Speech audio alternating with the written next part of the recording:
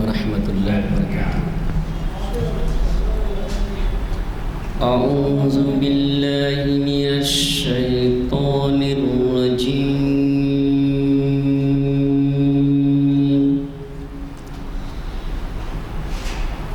بسم اللہ الرحمن الرحیم۔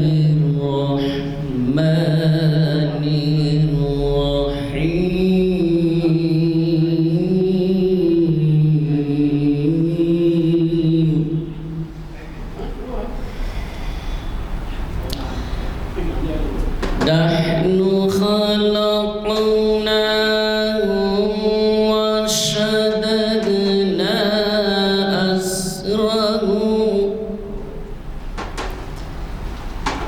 وإذا شئنا بدلنا أمثالهم تبديلا إن هذه تذكرة فمن شاء اتخذ إلى ربه سبيلا وما تشاءون إلا أن يشاء الله إن الله كان عليما حكيما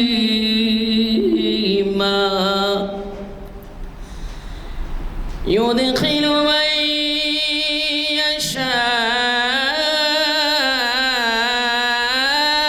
في رحمته والظالمين أعد لهم عذابا أليما صدق الله العظيم۔ وبركاته۔ أعوذ بالله من الشيطان الرجيم، بسم الله الرحمن الرحيم۔ وتقولون بأفواهكم ما ليس لكم به علم تحسبون حينا وهو عند الله العظيم صدق الله العظيم۔ برادران کرام، یہ آیت سورہ نور کی 15ویں آیت ہے۔ اس کے اندر اللہ تعالیٰ ہم لوگوں کے لیے ایک نصیحت فرماتے ہیں، ایک ہدایت فرماتے ہیں، وہ یہ کہ جب کوئی تم بات سنو تو اپنی زبان سے وہ کلمات ادا نہ کرو جس کا تم کو خود بھی علم نہیں ہے، جس کا تم کو بھی علم نہیں ہے وہ بات مت کہا کرو۔ یعنی مطلب جب کوئی خبر آپ کے پاس آتی ہے کہ ارے وہ ایسا ہو گیا یا ایسا ہو گیا وہ ہوا، تو بغیر تصدیق کیے کہ آپ دوسروں تک مت پہنچاؤ، اور ایسا پہنچانا تحسبون حینا، یعنی یہ جو ہے آپ کے لیے آسان کام ہے۔ آپ کو جو خبر ملتا ہے انہیں ایسا کہا تھا انہیں ایسا کہا تھا، آپ دوسروں تک پہنچا دیتے ہیں، یہ آپ کے لیے آسان ہے۔ لیکن اس آیت کے اندر اللہ تعالیٰ جو ہے آپ کو تنبیہ فرماتے ہیں وہ یہ بات جو ہے نا عند اللہ عظیم، اللہ کے نزدیک تمہاری یہ حرکت بہت ہی بڑی ہے۔ اس کا مفہوم یہ ہوا کہ جو خبر ہم تک پہنچتی ہے، جو افواہ ہم تک پہنچتی ہے، جس کا علم ہم کو نہیں ہوتا کہ حقیقت میں وہ ہوا بھی ہے یا نہیں ہوا، یا جو ہے اس کا ہم کو علم ہی نہیں ہوتا، لیکن ہم اس کو دوسروں تک پہنچا دیتے ہیں، یا یہ پہنچا دینا ہمارے لیے آسان ہے، ہم کو کوئی بار بھی نہیں محسوس ہوتا، ہم کو اس بات کا احساس بھی نہیں ہوتا کہ ہم یہ خبر جو پہنچا رہے ہیں وہ صحیح بھی ہے یا نہیں، ہمارے لیے آسان ہے، لیکن اللہ کے نزدیک یہ بات پکا پکڑ کا موجب بنتی ہے، اور عند اللہ عظیم، یہی بات اللہ کے پاس بہت ہی بڑی ہے۔ لہٰذا ہم کو ایسی باتوں سے جس کی تصدیق ہم نہ کر سکیں دوسروں تک پہنچانے سے اجتناب کرنا چاہیے۔ اب اس آیت کا پس منظر دیکھیے کہ یہ کب کیوں نازل ہوئی۔ تو اس کے نزول کا واقعہ یہ ہے جو اسلام کے اندر واقعہ افق کے نام سے مشہور ہے، اور وہ واقعہ افق یہ ہے کہ حضور اکرم صلی اللہ علیہ وسلم جب کبھی کسی غزوات میں جایا کرتے تو اپنی بیویوں سے خرہ اندازی کر لیا کرتے کہ میرے ساتھ اس غزوے میں کون ساتھ ہوگی۔ تو ایک غزوہ جو غالباً بنی مصطلق ہے، حضرت عائشہ رضی اللہ تعالیٰ عنہ آپ کے ساتھ تھیں۔ غزوے کا معرکہ تکمیل کرنے کے بعد جب آپ واپس ہو رہے تھے، واپسی میں ایک جگہ پڑاؤ ڈالا گیا جہاں پہ کچھ دیر سستانے کی جو ہے آپ نے اجازت دی تھی، اور اس کے بعد پھر وہاں سے قافلہ روانہ ہو گیا۔ دریں اثنا ہوا یہ کہ حضرت عائشہ رضی اللہ تعالیٰ عنہ ضروریات حوائجہ سے فارغ ہونے کے لیے وہ کہیں دور گئی ہوئی تھی، چونکہ صحرا کا مقام پہ لوگ رفع حاجت کے لیے دور ہی جایا کرتے تھے، یہ بھی گئی ہوئی تھیں، اور اسی اثنا میں قافلے کی روانگی کا وقت آ گیا اور قافلہ روانہ ہو گیا۔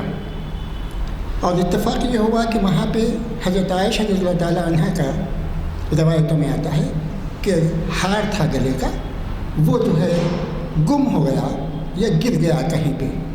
تو آپ اس کی تلاش میں زیادہ دیر تک ٹھہری رہیں، اور اس اثنا میں جو ہے قافلہ روانہ ہو گیا۔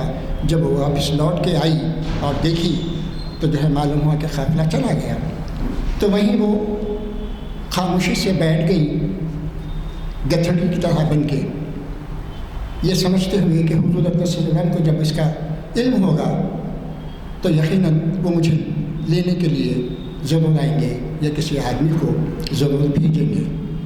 اس یقین کے ساتھ وہ وہاں پہ بیٹھی ہوئی تھی، اور حضور اکرم صلی اللہ علیہ وسلم ایک ماہر جنرل بھی تھے، فوجیوں کا نظم و ضبط سے وہ بہترین طریقے سے واقف تھے۔ آپ کا جو ہے یہ معمول تھا کہ جب قافلہ روانہ ہوتا تو اپنے کسی صحابی کو پیچھے رکھتے، اور ان کو یہ حکم ہوتا کہ قافلے کے نکلنے کے بعد میں جو قافلے والوں کی کچھ چیزیں، کوئی چیز اگرچہ کوئی بھول جائے یا کچھ چھوڑ جائے تو وہ جو ہے پھر لے آئیں۔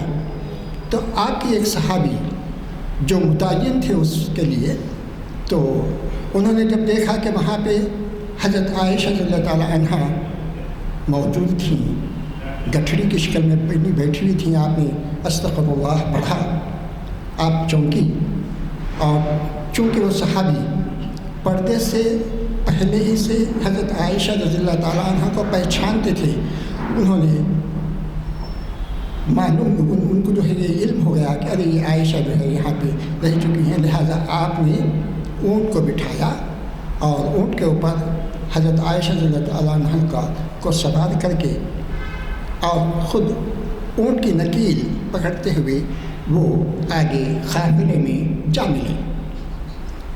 جب وہ قافلے کے پاس پہنچے تو وہاں عبداللہ بن ابی جو منافقوں کا سردار تھا اور بہت بڑا منافق تھا، اس کے لیے جو ہے ایک بہانہ مل گیا، اور اس نے شک و شبہات کی بنا پر یہ کہا کہ دیکھو حضور اکرم صلی اللہ علیہ وسلم کی بیوی یہ جو ہے کہیں رک گئی تھی اور یہ صحابی جو ہے اس کو لے آ رہے ہیں۔ اس طریقے سے آپ پر نعوذ باللہ بدگمانی کی تہمت لگائی۔ کون؟ یہ منافقوں کا سردار عبداللہ ابن ابی۔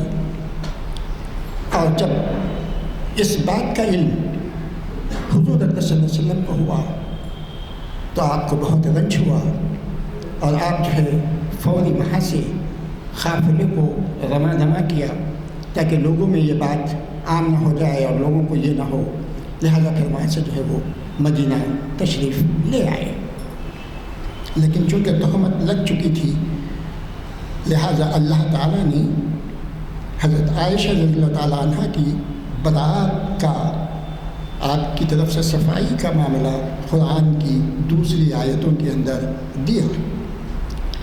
और ये बात अब्दुल्ला उबैई की ये चाल कि हुज़ूर अकरम सल्लल्लाहु अलैहि वसल्लम को नौज़ुबिल्लाह, हज़रत आयशा रज़ियल्लाहु ताला अन्हा को नौज़ुबिल्लाह बदनाम करे, वो काम कर गई और वो बात लोगों तक एक से दूसरे, दूसरे से तीसरे तक पहुंचती गई।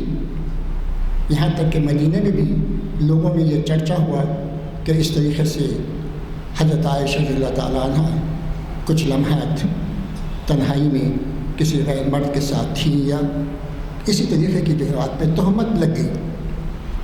और हज़रत आयशा रज़ियल्लाहु ताला अन्हा को इसकी खबर भी नहीं हुई थी, आपको इस बात का अंदेशा भी नहीं हुआ था। तो उन लोगों में जो इस खबर को दूसरों तक पहुंचाते थे, उसके बारे में ये आयतें नाज़िल हुई। कहा गया कि वतक़ूलूना बेअफ़वाहिकुम, बेअफ़वाहकुम, आप अफ़वाह को, किसी बात को जो है ज़बान से अपने अदा मत करो। मा लैसा लकुम बिही इल्मुन, मा लैसा लकुम बिही इल्मुन, जिस बात का तुम्हें खुद सही होने का यकीन न हो, तब तक वो बात किसी दूसरों को मत पहुंचाओ। फिर उसके बाद में ऐसा करने का काम जो है क्या है, तहसिबूनहु हय्यनान, ये काम तुम्हारे लिए तो आसान है, तुम तो आसानी से कोई भी खबर तुमको जो मिलती है फ़ौरी पहुंचा दे सकते हैं, कोई आपको जो है शक व शुबा भी नहीं होता, कोई आपको जो है मुश्किल भी पेश नहीं आती, आप पहुंचा देते हैं, आपके लिए बिल्कुल मामूली सी बात है। लेकिन वह हुआ इंदल्लाहु अज़ीम, यही बात अल्लाह ताला के नज़दीक बहुत बड़ी बात है। आजकल हमारे माशरे के अंदर इस किस्म की बातें, अफवाहें वगैरह ये वो फैलती हैं, तो अल्लाह ताला ने हमको, ये तो वाक़या उस वक्त का है, लेकिन जो है कुरान की आयतें और कुरान की हिदायतें हम सब के लिए क़यामत तक रहने वाली हैं। यहाँ का एक एक हुरूफ, एक एक आयत हमारे लिए हमेशा हमेशा के लिए रहनुमाई का सबब बनती है। और हमको अब इस बातों की एहतियात करनी चाहिए कि कोई भी खबर हो तावक्ते के तस्दीक ना कर ले, उसको दूसरों तक न पहुँचाएँ। तो ये जो है मेरी कुरान की आयत का मफ़हूम और उसका नुज़ूल का वाक़या था। अब आके देखिए, इसी अभी तक हमारे मुफ़स्सिर कुरान जनाब राशिद नसीर नदवी साहब कि शायद वो आने में देर है, तो मैं उन्हीं के जो है दिए हुए टॉपिक के ऊपर जो है थोड़ी सी गुफ्तगू करूँगा। ये जो है सहाबा का जो मामूल था, जैसा कि ये एक आयत उतरी है और इस आयत को पूरे जो है सहाबा मन व अन अपनी ज़िंदगियों में उतार लिया करते थे। तो उन सहाबियों में जलीलुल क़द्र सहाबी एक हैं हज़रत अब्दुर्रहमान बिन औफ रज़ी अल्लाह ताला अन्हु। अब्दुर्रहमान बिन औफ रज़ी अल्लाह ताला अन्हु मदीने के, और बाद में वो मदीना आ गए, मक्के के और मदीने के बहुत बड़े अमीर व रईस थे। आपके कारोबार बहुत थे, आपकी सखावत, आपकी जो है इस्लाम, और जो लोग हिजरत करके गए थे उन लोगों की मदद वगैरह के लिए भी ये खासी मशहूर है ये।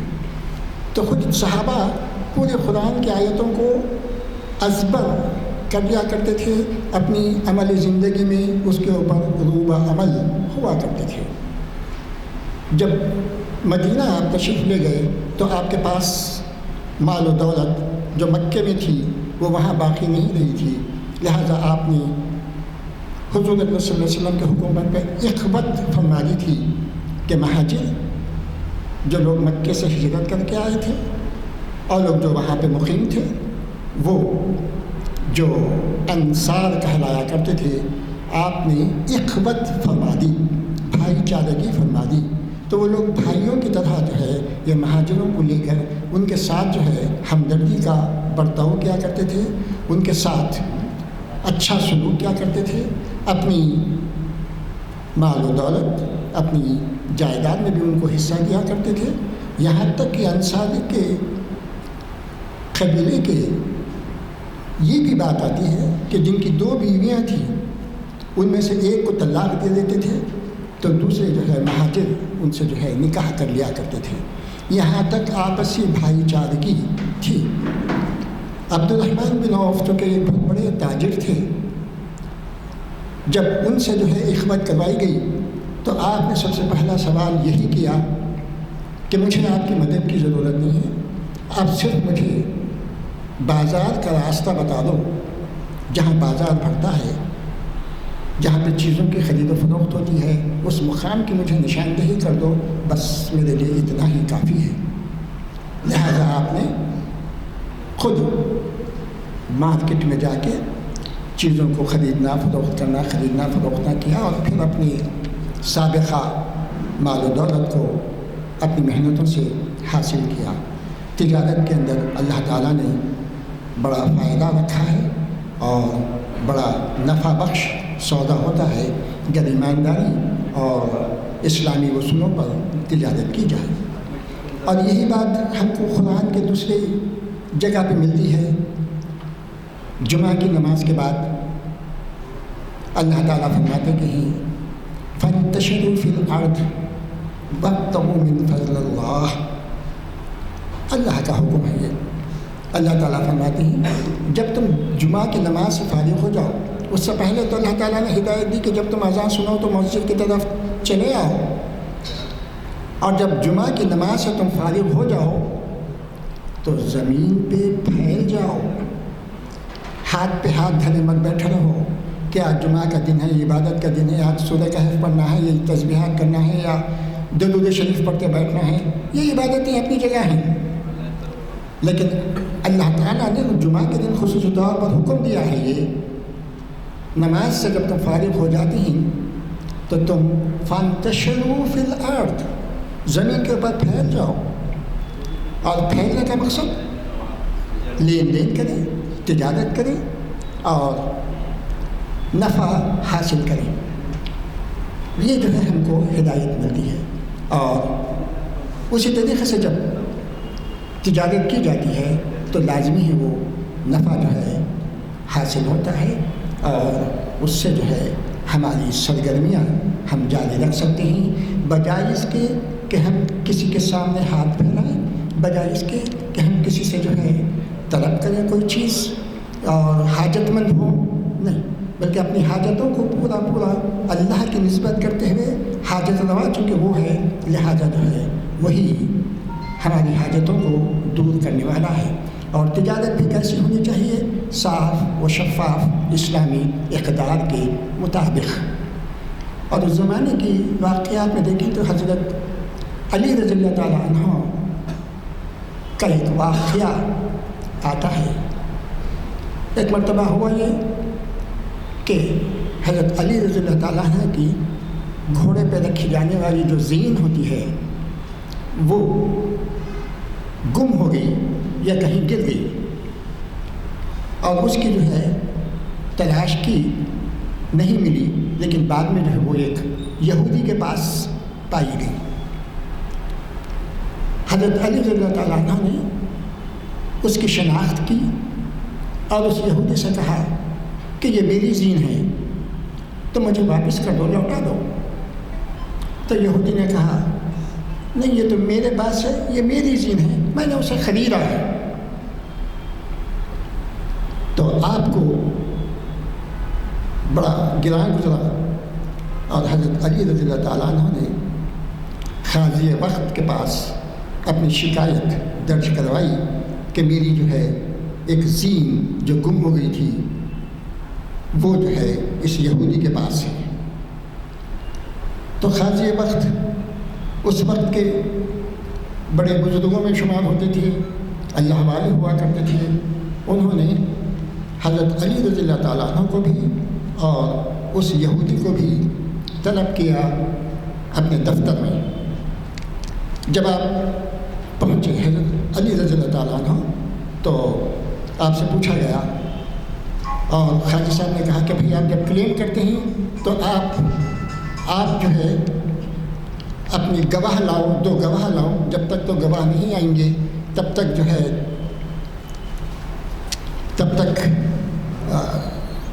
فیصلہ نہیں ہو پاتا۔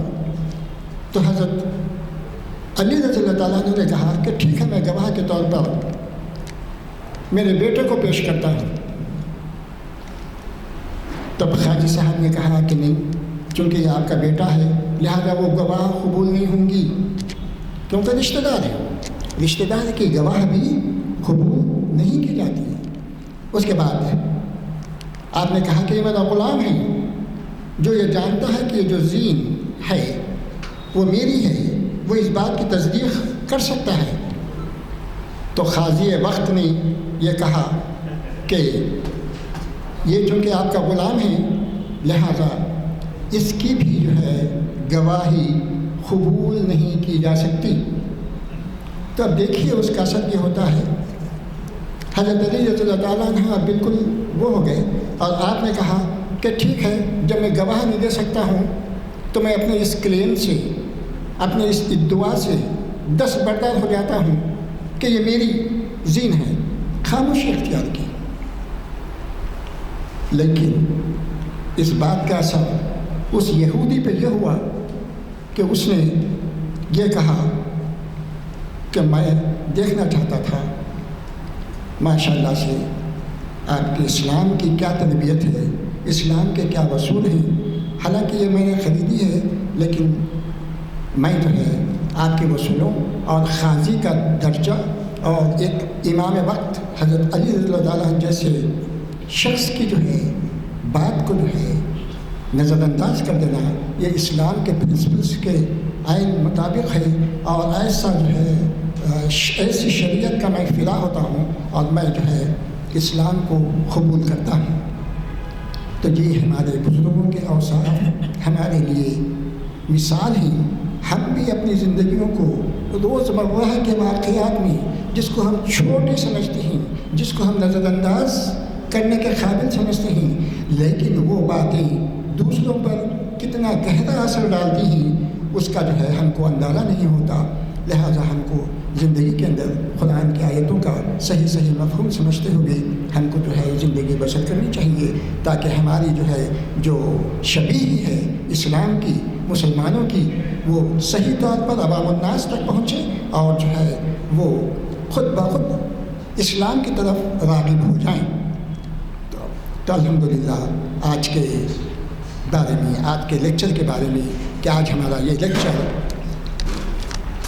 یہ ہمارا لیکچر اسلام، تاریخ اسلام کا جو ہے 191واں لیکچر ہے، جو جامعہ مسجد عالیہ گنج فاؤنڈری کے اندر کانفرنس ہال میں بعد نماز عصر آج بتاریخ 4 فروری منعقد ہو رہا ہے، اور اس کو مخاطب کرنے والے ہماری جانی پہچانی شخصیت اور مفسر قرآن اور عربی کے پروفیسر کے ساتھ ساتھ اللہ تعالیٰ نے انہیں بھی سرفراز فرمایا اس دنیا میں، اور آپ کو یونیورسٹی ایفلو یونیورسٹی کی ایک بڑے عہدے دین پر ترقی دی۔ تو اب آپ کی یہ ترقی ہم سب، ہمارے عالیہ مسجد کے تمام اراکین، ممبران اور صدر صاحب کی طرف سے مبارکباد پیش کرتے ہیں کہ اللہ تعالیٰ آپ کو ایسے ہی ترقی کے منازل اس دنیا میں بھی اللہ تعالیٰ عنایت فرماتا رہے، صحت و عافیت سے رکھے اور ہمارے لیے مشعل راہ بنے۔ تو میں جناب سید راشد نسیم ندوی صاحب سے میں گزارش کروں گا کہ وہ جو ہے مخاطب فرمائیں، اور آج آپ کا عنوان ہے حضرت عبد الرحمن بن عوف رضی اللہ تعالیٰ عنہ کا ایک منفرد واقعہ، اس کے بارے میں آپ روشنی ڈالیں گے۔ میں گزارش کرتا ہوں جناب سے راشد صاحب سے کہ وہ آئیں اور مخاطب فرمائیں۔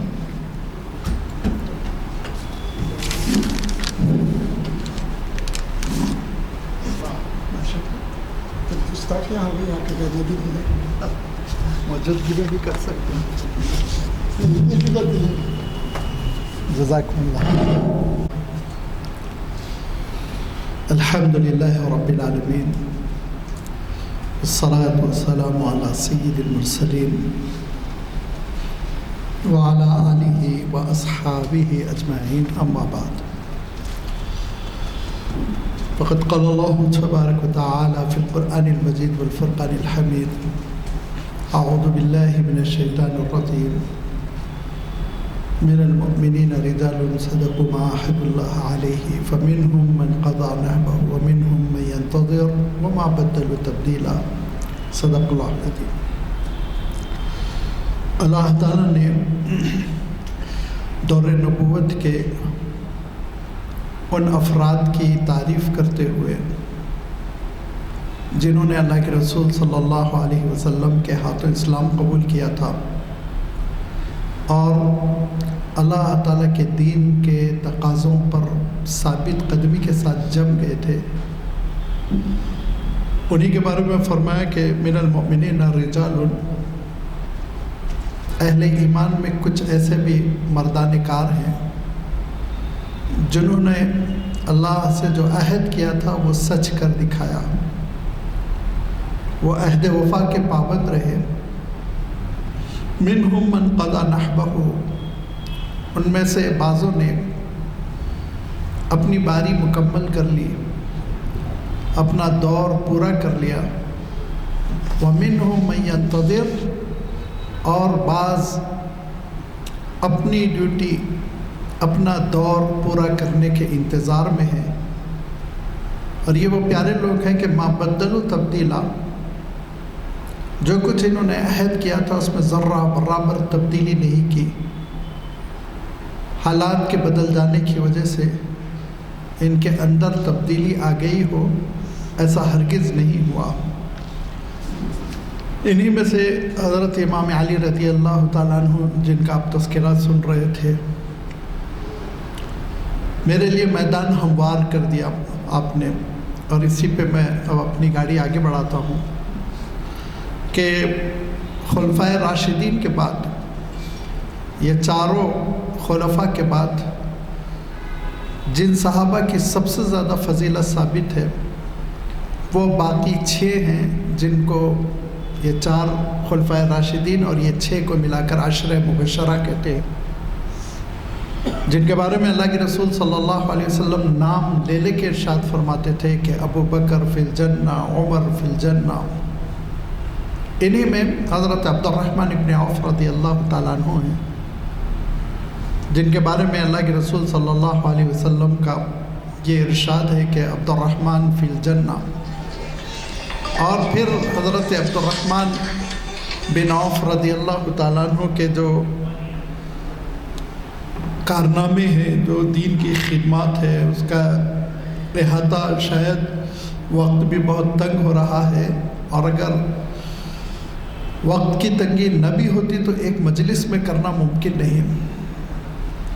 عجیب و غریب ان اہل اللہ صحابہ میں سے ہے جنہیں اللہ کے رسول صلی اللہ علیہ وسلم کی خدمت کا 20 سال کا موقع نصیب ہوا. ایک لمحے کے لیے اللہ کے رسول صلی اللہ علیہ وسلم کو ایمان کی حالت میں دیکھ لینا تقدیر کو بدل دیتا ہے، اور ان کی خوبی قسمت پر ہم کو رشک کرنا چاہیے جنہوں نے سالوں اللہ کے رسول صلی اللہ علیہ وسلم کی خدمت انجام دی. کیسے حیرت انگیز طور پر کہ جب اللہ کے رسول صلی اللہ علیہ وسلم نے اعلان نبوت فرمایا تھا، آپ صلی اللہ علیہ وسلم کی بعثت ہوئی تھی، تو حضرت عبد الرحمن ابن عوف کی عمر 22-23 سال تھی، اور اتفاقاً وہ ایک تجارتی قافلے میں یمن گئے ہوئے تھے. یمن میں اسکلانی نام کے ایک بزرگ ہی کہنا چاہیے کیونکہ انہوں نے بڑی اچھی باتیں کہی تھی. اسکلانی نامی ایک بہت پیرانہ سال شخصیت تھی، بہت ضعیف سے صاحب تھے، یہاں تک کہ حضرت عبد الرحمن فرمایا کرتے تھے کہ وہ اتنے بوڑھے ہو چکے تھے کہ چوزے کی طرح سمٹ گئے تھے. ان بزرگ نے حضرت عبدالرحمن کو دیکھ کر کہا من القوم، کہاں کے ہو، کس قوم سے تمہارا تعلق ہے؟ تو حضرت عبدالرحمن نے فرمایا کہ میں مکہ مکرمہ کا شہری ہوں، مکے کا شہر ہوں، تجارت کے لیے آیا ہوں۔ کہا اپنا خاندان بیان کرو۔ حضرت عبدالرحمن ابن عوف نے اپنا خاندان بیان کیا، اور چونکہ ہم ہندوستانیوں کو اتنا احساس نہیں ہوتا، لیکن عرب اپنی شاخ اور اپنے قبیلے سے خوب واقف ہوتے ہیں۔ یعنی انہوں نے بتایا کہ میرا تعلق قبیلے قریش کی شاخ بنی ہاشم سے ہے۔ تو وہ بزرگ کہنے لگے تم یہاں کیا کر رہے ہو؟ مکہ مکرمہ کے حالات بدل گئے، اور میرا مطالعہ بتاتا ہے کہ اب وہ نبی ظاہر ہو چکے ہیں جو بتوں سے نفرت کرتے ہیں اور توحید کی طرف دعوت دیتے ہیں، اور وہ آخری رسول ہوں گے، ان کے بعد کوئی نبی و رسول نہیں آئے گا، اور وہ قبیلے قریش کے خاندان بنی ہاشمی سے تعلق رکھنے والے ہیں۔ تو حضرت عبدالرحمن کہتے ہیں مجھے ایسی کوئی اطلاع نہیں ہے۔ کہا فوراً تم واپس جاؤ، تم کو اطلاع ہوگی اور اگر ملاقات ہو تو میرا سلام کہنا، اور یہ اشعار ہیں ان کی خدمت میں پیش کرنا۔ 5-6 اشعار انہوں نے دیے۔ عرب اس میں بھی بہت ماہر ہوتے تھے۔ اگر آپ سیرت ابن ہشام اٹھا کر پڑھیں گے تو آپ دیکھیں گے کہ بہت اشعار ہیں، کسی کی وفات پر، کسی کی پیدائش پر، شعر و شاعری کا ان کو بہت ذوق تھا۔ لہذا حضرت عبدالرحمن ابن عوف نے جلدی جلدی اپنی تجارت مکمل کی، اور اس کے بعد سے پھر آپ مکہ مکرمہ کے لیے رخت سفر باندھتے ہیں اور اپنے گھر واپس آ جاتے ہیں۔ جب گھر واپس آ گئے تو حضرت عبدالرحمن ابن عوف رضی اللہ تعالیٰ عنہ اپنا سرپرست اور اپنا بڑا، جیسے ایک ٹیوٹر ہوتا ہے، ایک نگران ہوتا ہے، اور جو ضرورت ہے کہ ہم بھی اس طرح اپنے سرپرستوں کو رکھا کریں، ان سے مشورے لیں، یہ سرپرست تھے حضرت ابوبکر صدیق رضی اللہ تعالیٰ عنہ۔ ان کی خدمت میں آئے، اور خدمت میں آنے کے بعد سے کہا کہ یمن گیا تھا اور اسکلانی نامی ایک شخص ملا، اور اس نے مجھ سے یہ کہا، میں تو حیران ہوں، مکہ مکرمہ میں تو کچھ نہیں ہوا۔ حضرت ابوبکر نے کہا ابھی خاموش رہو، میں شام کو تم کو لے کر چلتا ہوں۔ حضرت عبدالرحمن ابن عوف فرماتے ہیں کہ رات میں حضرت عثمان، حضرت طلحہ اور بھی 1-2 نام انہوں نے کہے، اس گروپ کے ساتھ مجھے بھی حضرت ابوبکر صدیق ساتھ لے گئے اللہ کے رسول صلی اللہ علیہ وسلم کی خدمت میں، اور کہا یہی وہ آخری نبی ہیں جنہوں نے اعلان نبوت کر دیا ہے۔ پھر اللہ کے رسول صلی اللہ علیہ وسلم نے کچھ وحی سنائی، اسلام کا تعارف کرایا اور دعوت توحید دی، تو حضرت عبدالرحمن ابن عوف نے اسی وقت اسلام قبول کیا۔ ان کا 8واں نمبر تھا، وہ 8ویں فرد ہیں جنہوں نے اسلام قبول کیا۔ آپ صلی اللہ علیہ وسلم نے کہا ابھی خاموش رہنا، زیادہ اعلان نہ کرنا، شور نہ کرنا، آگے دیکھیں گے حالات کیا ہوتے ہیں۔ پھر آپ جانتے ہیں کہ اللہ تعالیٰ کی جانب سے حکم آیا فَاصْدَعْ بِمَا تُؤْمَرُ، آپ کو اعلان کرنا ہے، چھپانا چھوڑیے۔ اب جب اللہ کے رسول نے اعلان کیا تو آپ جانتے ہیں کہ کمزوروں کے اوپر نزلہ گرا قریش کا، حضرت بلال پٹے، حضرت صہیب پٹے، حضرت عمار کے پر ظلم ہوا۔ لیکن چونکہ حضرت عبدالرحمن ابن عوف رضی اللہ تعالیٰ عنہ بنی ہاشم کے فرد تھے، جو قریش کی معزز شاخ ہے، تو ان سے کنارہ کشی کرتے تھے، ان پر ہاتھ اٹھانے سے ڈرتے تھے۔ لیکن دھیرے دھیرے جیسے جیسے وقت گزرتا گیا، اسلام کا شہرہ بڑھتا گیا، لوگ تعداد بڑھنے لگی مسلمانوں کی، تو ظلم بھی بڑھنے لگا۔ تو حضرت عبدالرحمن ابن عوف اللہ کے رسول صلی اللہ علیہ وسلم کے مشورے سے حبشہ کی جانب ہجرت کرتے ہیں، پھر واپس آ جاتے ہیں، پھر مدینہ منورہ کی جانب ہجرت کی۔ یہ سب کچھ اللہ کے رسول صلی اللہ علیہ وسلم کے حکم سے۔ مدینہ منورہ میں حضرت سعد انصاری رضی اللہ تعالیٰ عنہ کے ساتھ حضرت عبدالرحمن ابن عوف کو رہنے کا اللہ کے رسول نے حکم دیا، کہا تم دونوں بھائی بھائی ہو، مواخات فرما دی۔ تو حضرت سعد رضی اللہ تعالیٰ عنہ بڑے صاحب خیر تھے۔ آپ نے حضرت عبدالرحمن سے کہا کہ سب 50-50، گھر آدھا تمہارا ہوگا، جائیداد، پیسے سب۔ کہا بھائی آپ ہر چیز اپنے پاس رکھ لیجئے، مجھے کچھ نہیں چاہیے، صرف مجھے بازار بتائیے۔ لہذا دوسرے دن وہ بازار لے گئے، سوق قینقاع کہلاتا تھا، اس بازار میں گئے اور بازار میں حضرت عبد الرحمن نے پہلے دن تجارت کی، شام میں اچھی خاصی پنیر نفع میں لے کر آئے۔ اس زمانے میں سکے پیسے روپیے نہیں چلتے تھے نا، اشیاء کا مبادلہ ہوا کرتا تھا۔ پھر اس کے بعد سے حضرت عبد الرحمن ابن عوف نے پلٹ کے نہیں دیکھا۔ وہ دولت اللہ تعالیٰ نے عنایت فرمائی کہ آپ حیرت کریں گے، جب اللہ کے رسول صلی اللہ علیہ وسلم نے غزوہ تبوک کے موقع پر یہ فرمایا کہ عالم اسلام کو سخت ضرورت ہے، لوگ کچھ نہ کچھ عنایت کریں، تو اس موقع پہ حضرت عبد الرحمن ابن عوف نے 40,000 سونے کے سکے، 1,000 اونٹ، 400 گھوڑے۔ سوچیے آج ایک گھوڑا دینا مشکل ہے، کہاں سے خریدیں گے 70-80 لاکھ کا گھوڑا؟ اس زمانے میں بھی عربی گھوڑے بہت قیمتی تھے، یاد رکھیے، سستے نہیں ہوا کرتے تھے۔ عربی اور نسل گھوڑے ہمیشہ قیمتی رہے ہیں، آج بھی قیمتی ہیں۔ یہ اللہ کے رسول صلی اللہ علیہ وسلم کی خدمت میں پیش کیا، اور پھر اس کے بعد سے ہر موقع پر حضرت عبد الرحمن ابن عوف نے وہ عطا کیا کہ تاریخ سر دھنتی ہے آپ کی سخاوت پر، آپ کی کوئی مثال نہیں، اتنا آپ دیتے تھے۔ بہت تفصیل ہے، جو تاریخی منفرد کارنامہ جو ہے وہ جو میں آپ کی خدمت میں رکھنا چاہ رہا ہوں وہ یہ ہے کہ اللہ کے رسول صلی اللہ علیہ وسلم کی پوری زندگی میں حضرت عبد الرحمن ابن عوف وہ آپ صلی اللہ علیہ وسلم کی خدمت میں کھڑے رہے۔ اللہ کے رسول صلی اللہ علیہ وسلم بڑی شفقت فرماتے، محبت فرماتے، یہاں تک کہ اللہ کے رسول صلی اللہ علیہ وسلم دنیا سے تشریف لے گئے۔ حضرت ابوبکر کے دور میں بھی وہ ایمان کے تقاضوں پر کھڑے رہے۔ حضرت عمر رضی اللہ تعالیٰ عنہ نے ان کو شورا میں رکھا، 6 لوگ جو شورا کے ممبر تھے، اور جب حضرت عمر پر قاتلانہ حملہ ہوا اور شہادت کا وقت آیا تو آپ نے جن 6 لوگوں کے بارے میں کہا تھا کہ میرے بعد خلیفہ ہونے کے اہل ہیں، ان میں حضرت عثمان، حضرت علی، حضرت عبد الرحمن ابن عوف، حضرت ابو عبیدہ، حضرت طلحہ، حضرت سعد ابن ابی وقاص، کہا یہ سب خلیفہ ہو سکتے ہیں، ان میں سے کسی کو بھی چن لو تم لوگ۔ پھر اللہ تعالیٰ نے حالات ایسے بنائے کہ خلیفہ سوم حضرت عثمان بنے، پھر حضرت علی رضی اللہ تعالیٰ۔ تو حضرت عبد الرحمن کا مقام ایسا تھا، آپ اندازہ کیجئے کہ وہ اس لسٹ میں تھے کہ وہ خلفاء میں سے ایک ہوتے۔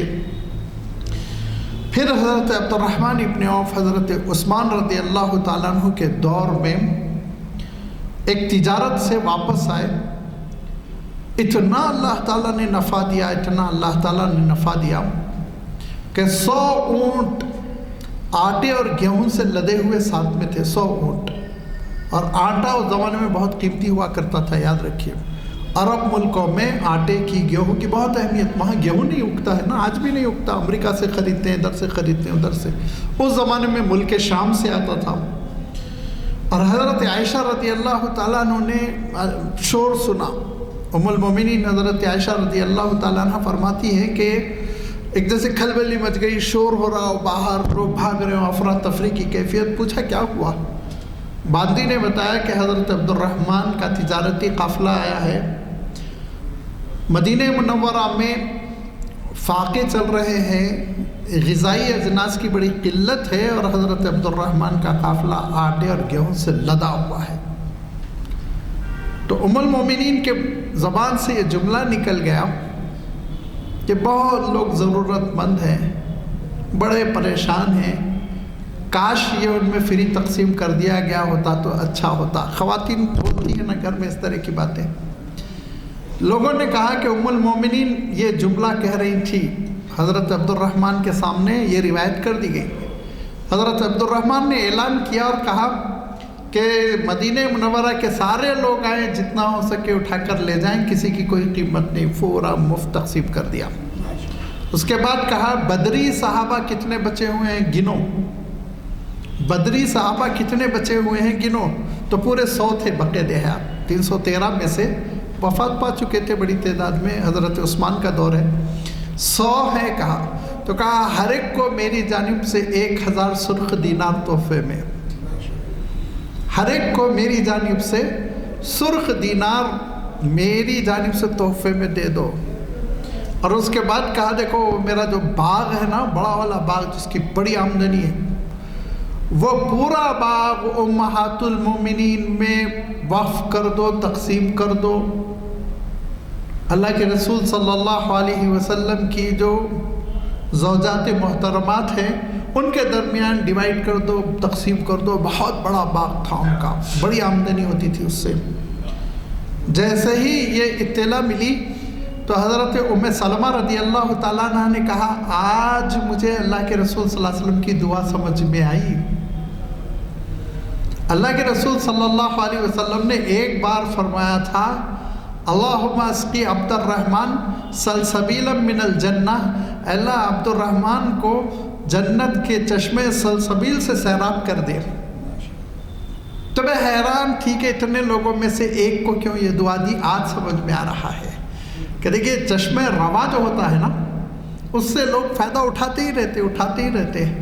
حضرت عبد الرحمن ابن عوف چشمے روا تھے، پوری زندگی اللہ کے رسول صلی اللہ علیہ وسلم کی خدمت میں تحفے پیش کرتے رہے، اور ما بدلو تبدیلا، اللہ کے رسول صلی اللہ علیہ وسلم کے رخصت ہو جانے کے بعد انہوں نے ہاتھ نہیں روک لیا۔ اب کیا رہ گیا بھائی، تعلقات تو بام عروج کو پہنچ گئے، اب کیا ضرورت ہے، ہم بھی یہی سوچتے جتنا کرنا تھا میں نے کر دیا۔ لیکن حضرت عبد الرحمن ابن عوف نے وہ عہد وفا نبھایا اور اس طرح امہات المؤمنین کا خیال رکھا جیسے کہ واقعتاً ایک فرزند رکھتا، ایک بیٹا، وہ بھی وفادار بیٹا، عام بیٹا نہیں۔ اور حضرت عبد الرحمن ابن عوف رضی اللہ تعالیٰ عنہ کی زندگی میں امہات المؤمنین کو کسی قسم کی کوئی پریشانی، مالی دقت اور معاشی دشواری نہیں پیش آئی۔ یہ حضرت عبد الرحمن ابن عوف کا وہ تاریخی کارنامہ ہے جس کی وجہ سے وہ نہ صرف یہ کہ اللہ کے رسول صلی اللہ علیہ وسلم کی دعا کے مستحق ہوئے، کہ صحابہ کہتے ہیں کہ اپنے گھر والوں کے سلسلے میں اللہ کے رسول صلی اللہ علیہ وسلم جتنا کانفیڈنس اور جتنا اعتماد حضرت عبد الرحمن پہ کرتے تھے کسی اور پہ نہیں کرتے تھے، پیشگی سمجھتے تھے اللہ کے رسول صلی اللہ علیہ وسلم کہ ایک ایسا وفادار بیٹا ہے۔ لہذا حضرت عبد الرحمن ابن عوف رضی اللہ تعالیٰ عنہ کا یہ انتہائی اعلیٰ منفرد اقدام جس میں کوئی دوسرے صحابی شریک نہیں، کہ انہوں نے امہات المومنین کا اتنا خیال رکھا، ماہانہ وظیفے مقرر کر دیے تھے، ہر ماہ میرے پاس سے ان کو اتنی رقم جانی ہے۔ میں جو چیز عرض کر رہا ہوں یہ ہمارے اسلاف کے کارنامے ہیں، تابندہ نقوش ہے، معلوم کرنا ہماری ضرورت ہے، مطالعہ کرنا چاہیے۔ خلفائے راشدین پر گفتگو کرتے ہوئے میں نے بتایا تھا کہ خلفائے راشدین پہ الحمدللہ اردو میں بڑی عمدہ کتابیں ہیں۔ صدیق اکبر ہے، مولانا حبیب الرحمن مولانا حبیب الرحمن جو یہاں کے صدر امور مذہبی تھے، مولانا حبیب الرحمن خان شیروانی رحمۃ اللہ علیہ، بڑی اچھی کتاب ہے۔ اور الفاروق حضرت عمر رضی اللہ تعالیٰ عنہ پہ علامہ شبلی کی ہے، اور عثمان ذی النورین یہ ایک بہت بڑے اسکالر گزرے ہیں جو علی گڑھ کے پروفیسر تھے، دیوبند کے مشہور فارغین میں سے تھے، مولانا سعید احمد اکبر آبادی، ان کی تصنیف ہے۔ اور المرتضیٰ وہ مولانا علی میاں صاحب کی کتاب ہے۔ لیکن عشر مبشرہ پر جو 6 بج گئے ہیں، صحابہ کے تذکرے میں تو ان کا خوب تذکرہ ہے، احادیث کی کتابوں میں ہے، سیرت کی کتابوں میں ہے، لیکن مستقل ان پر جیسے تصانیف آنی چاہیے تھی ویسی نہیں آئی۔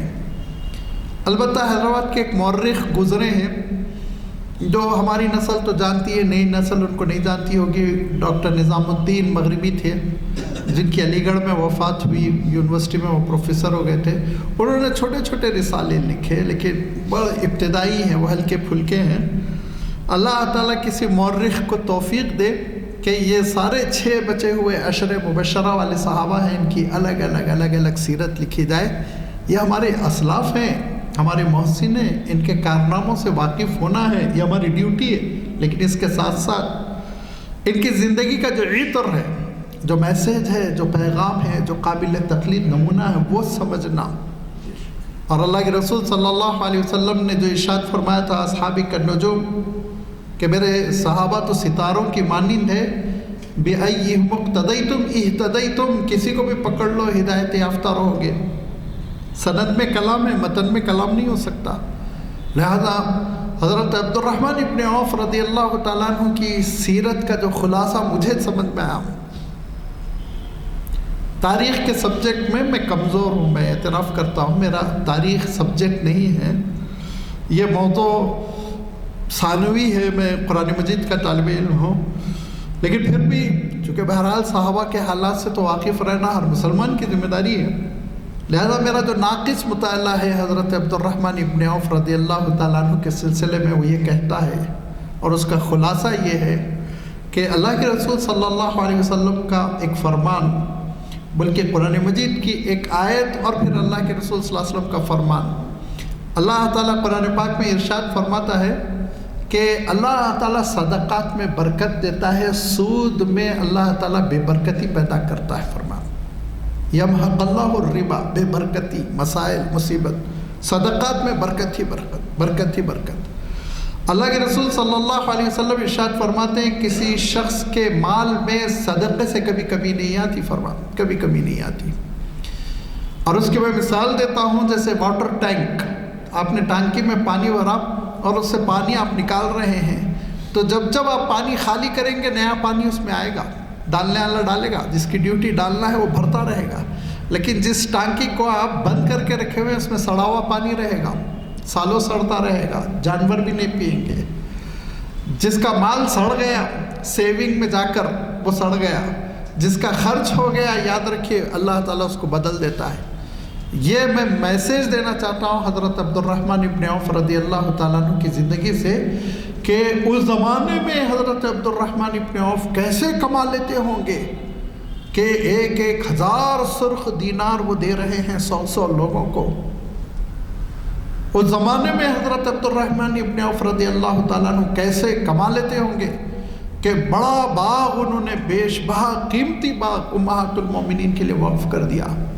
وہ کیا گر تھا تجارت کا، وہ کیسے پوری دنیا کی دولت ان کے گھر اکٹھی ہو رہی تھی، اور سبب یہی تھا کہ وہ خوب صدقات کرتے تھے، وہ خوب صدقات کرتے تھے، راہ خدا میں خرچ کرتے تھے، خدا ان کو دیتا تھا، اللہ تعالیٰ ان کو عطا کرتا رہا۔ اب آپ سوچیں گے جب ان کی وفات ہوئی ہوگی تو خالی ہاتھ گئے ہوں گے، سب کو تو بانٹ دیا تھا۔ جب ان کی وفات ہوئی اور میراث کی تقسیم کی باری آئی تو تاریخ کی معتبر کتابوں میں ہے کہ کلہاڑی سے سونے کے ڈلے توڑ توڑ کے تقسیم کیے گئے۔ جب اللہ تعالیٰ دینے پہ آتا ہے چھپر پھاڑ کر دیتا ہے۔ ہندوستان کے کلچر نے ذرا ہم لوگوں کو ہماری مینٹلٹی چینج کر دی۔ یہ جو فرضی یہاں پہ امیر بننے کی کوشش کرتے ہیں نا، انٹرنیشنل بینکوں میں پیسے پھنسا رہے ہیں، برباد کر رہے ہیں، ارے اس سے اچھا اپنی کمیونٹی پہ خرچ کرو، اپنے لوگوں پہ خرچ کرو، تمہاری محبت ہوگی لوگوں کے دلوں میں، تم محسن شمار کیے جاؤ گے، اللہ تعالیٰ برکت دے گا، بدل دے گا۔ یہ ہے اسلام کا کانسیپٹ کہ خرچ کرو اللہ تعالیٰ کی راہ میں۔ جیسے ایک بیج کسان کھیت میں ڈالتا ہے، اسی بیج کو اگر وہ سجا کے الماری میں رکھ لے تو سڑانے کے سوا کچھ نہیں ہوگا، لیکن جب وہ پانی کیچڑ میں وہ بیج کو ڈال دیتا ہے تو اللہ تعالیٰ اس سے ایک پودا پیدا فرماتا ہے۔ پودا پیدا ہونے کے بعد اللہ تعالیٰ ارشاد فرماتا ہے اس میں 7 بالیاں ہوتی ہیں، ہر بالی میں 100 دانے ہوتے ہیں۔ یہ تو فرمایا موٹی سی مثال ہے، اللہ تعالیٰ جتنا چاہے اضافہ کر دے، جتنا چاہے اللہ تعالیٰ عطا کرے۔ یہ وہ حضرت عبد الرحمن ابن عوف رضی اللہ تعالیٰ عنہ کی زندگی کا خلاصہ ہے، جو ہمارے لیے قابل تقلید ہے، جو ہمارے لیے یہ وہ اسوہ ہے، جو نمونہ ہے، جس کو اختیار کرنا چاہیے، اور اللہ تعالیٰ کی ذات پہ بھروسہ کرتے ہوئے اس کی راہ میں جہاں جہاں وہ حکم دیا ہے، اس کی جو ہدایتیں ہیں اس کے مطابق خرچ کرنے کا ہم سلیقہ پیدا کریں، انشاءاللہ اللہ تعالیٰ کو بھی عنایت فرمائے گا۔ وآخر دعوانا ان الحمدللہ رب العالمین۔ میسیج ہم تک پہنچایا ہے، اللہ تعالیٰ ہم سب کو آپ کے اس میسیج کو قبول کرنے اور اس پر عمل درآمد کرنے کی توفیق نصیب عطا فرمائے۔ اور میں ایک بار پھر ہمارے راشد نسیم ندوی صاحب کو مبارکباد دیتا ہوں کہ آپ کو یونیورسٹی میں جو ڈین کی ڈگری سے نوازا ہے، اللہ تعالیٰ آپ کو اس کا حقیقت میں مستحق بنائے اور ہم سب کے لیے رہنمائی کا آپ سر چشمہ رہیں۔ میں دعا کی درخواست کرتا ہوں آپ سے، اور اس کے بعد اعلان کرتا ہوں مجلس کے ختم ہونے کا ابھی 10 منٹ دعا کر سکتا سبحان اللہ بحمدہ سبحان اللہ العظیم نشہد ان لا الہ الا انت نستغفرک و نتوب الیک.